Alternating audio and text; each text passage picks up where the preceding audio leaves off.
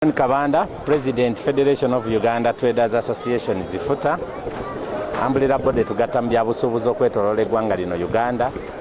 Ekisooka kya byonna twebaza Katonda olw'okuba ensisinkano eno ebaddewo.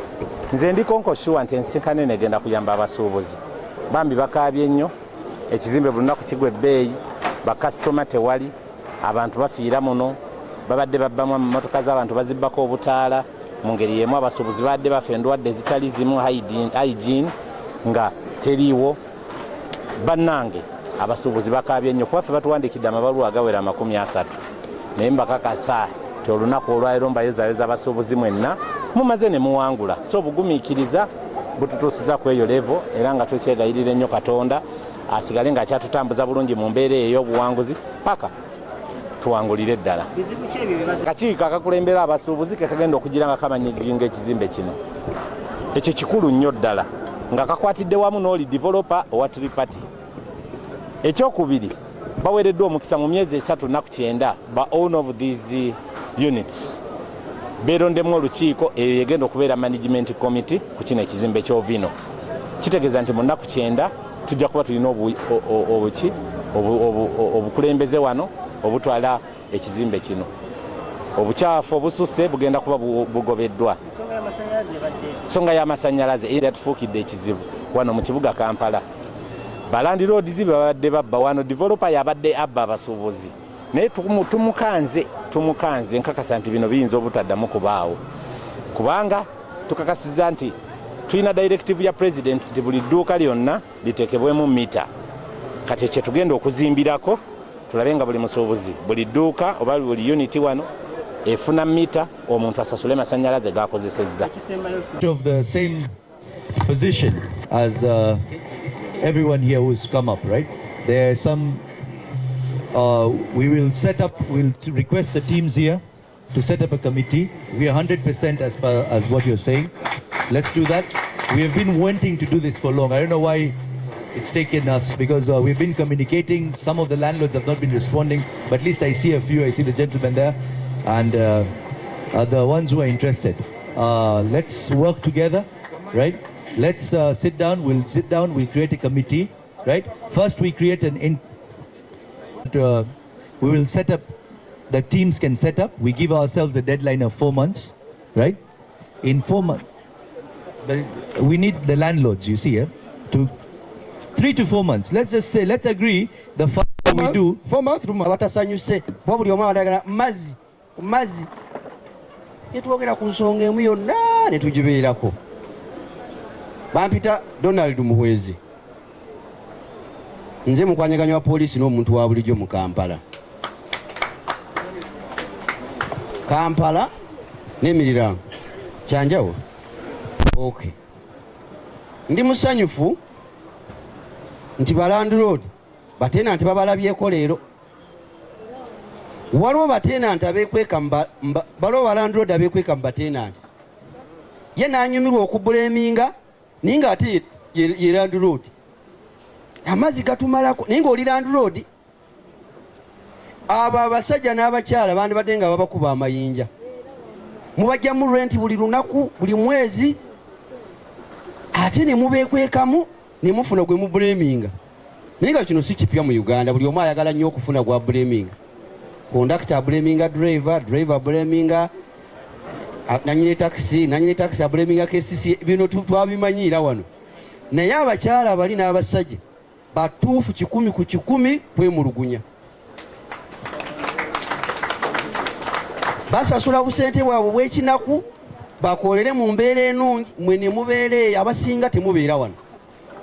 Naye Mukama atusaasidde ate nammwe ne muleeta ensonga.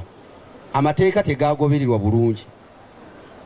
Ekyokubiri ndi musanyufu nti abantu bano bajja mu ofiisi yange. Nimbagamba muddeyo mukole olukiiko lw'abalandlord. These people came to my office. Yeah, but they have no balazewa. Payment fee. Kati omubanja ki? Because when he goes to your issues, he's saying whatever cost is being done here is on the tenant. Ate ba landlord si bano bokka.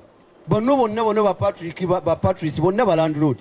He's seeing many landlords here. You ne mubapangisa mulimu ba landlord.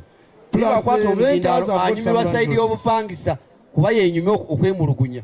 But when you get the mic, you just get back to the side of the landlords. Ndi musanyifu nti wajja kubeerawo meeting ku bakulu bano bananyini kifo bakole olukiiko ate nammwe ababadde nga temusasula kuba oli bw'abalamu emitwalo 5 obuyumba oyinza kulowooza nti buli omu asasula ssebo mulimu abatasasula nammwe mwemuli nga bakubanja emyezi 5-6 management fee omusasula naye ng'oyagala ekifo kinyirira oyagala obuyonjo oyagala amasannyalaze komiti bw'eneemala okumaliriza muganda wange ojja kusasula management fee.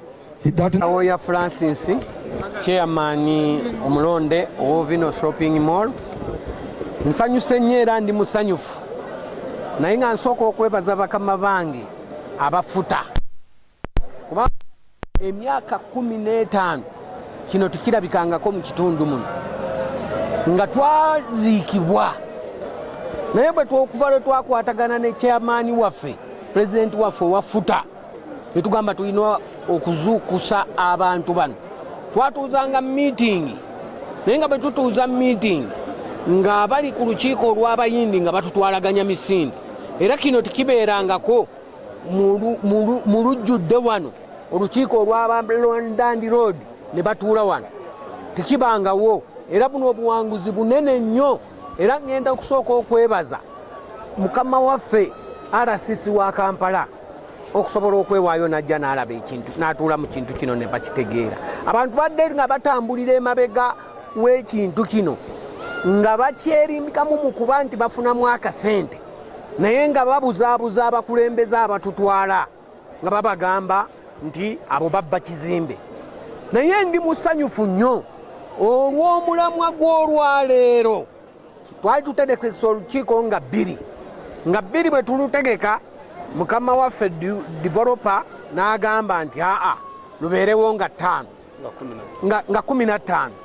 Ffe ne tusanyuka ne tugamba nti kasitaaba nga talugaanye ffe nga tufa ekintu kimu nti bw'atalugaana ajje tutuule wamu twogere kubanga naffe tuvunaanyizibwa kyenkanyi.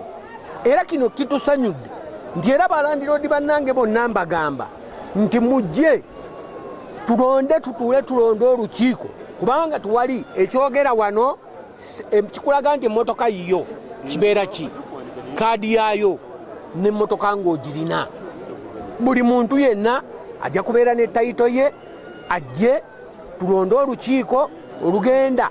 Era tujja kubiriza balandiroodi mwenna mujje tutuule naye nga tutuula mu kizimbe kyaffe mwe tulina okuteeseza situli batujju tuteese tulonde olukiiko olugenda okumanaginga ekizimbe kyaffe tubeeremu essanyu naffe ennyumba zaffe zisobole okubeera nti zeeyongerayongera ng'era tufunamu kubanga bannaffe baagulanga mataka ffe ne tusalawo ne tugamba katugule ki buyuniti n'uniti sente ze twazigulanga nnyingi nnyo.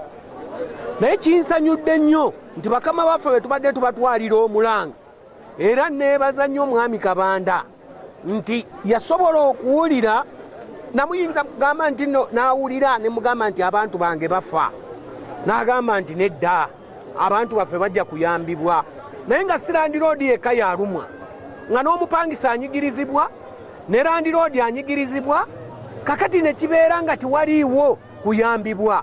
Tubadde ne sawuna waggulu awo we mulaba ekintu nga kigenda kuboominga bwe kiti naye twagenda ne tukyogerako ng'omuyindi atutwala misinde nga tayagala oyogere ku kikyamu.